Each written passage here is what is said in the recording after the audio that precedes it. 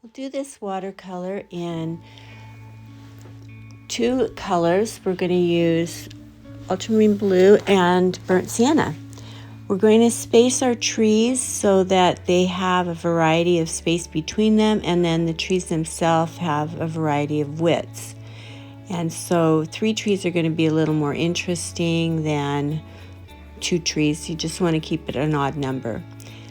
Okay, so after you've drawn them on, you want to just make sure that they're interesting shapes as they go up and not too stiff.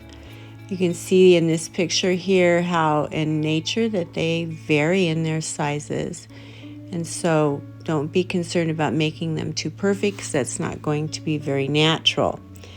Now, as you finish up drawing, you're going to get your paint ready and your ink. Your ink is used to put on the scarring, and there is like an eye shape, there's some other shapes, and the real key is making the shapes different. Okay, let's talk about the painting between the sections. So you start with a light blue and put it throughout the whole section, and then you're going to decide where the horizon line is, and you can see I've got it about 2/3 down.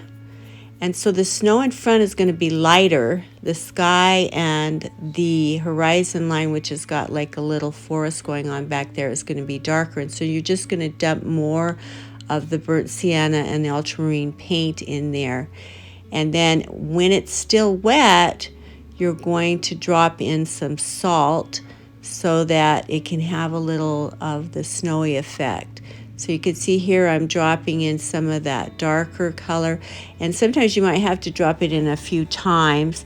There's very little water on my brush, and I didn't make a wet puddle. It's a thicker slurry rather than a watery puddle for that darker area. And I'm putting it in while it's still wet so that the edges will be kind of fuzzy and soft and look a little more distant. And as you add the burnt sienna into that blue, it helps gray it down a bit so that it has a little more of an evening or early morning look onto it. And we're going to talk about now painting the actual tree. So you're going to wet the tree itself. Now the background has to be dry. Once you've wet it, you're going to put the coarse shadow in with some darker combination of that burnt sienna and ultramarine blue. And the edges will diffuse a bit because you've pre-wet it. And you're just going to go right down that coarse shadow. Now my shadow is a little more to the left because the light's coming from the right. And so I'll put a little reflective light on the left side of that trunk. So I'm keeping this side white, but I'm softening that edge with just a little dampness on my brush. And then I'll go down on the left side there and add some more paint just to give it a little bit of color, leaving just the pure white of that aspen tree on the left side where the light is hitting it. And so if the bottom of my trees were showing, there would be some shadow going off to the left, but these are just kind of like the middle of the trunk.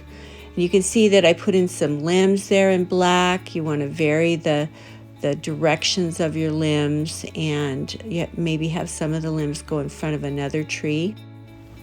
Now we'll just finish up with one last shadow, and we'll have our finished trees.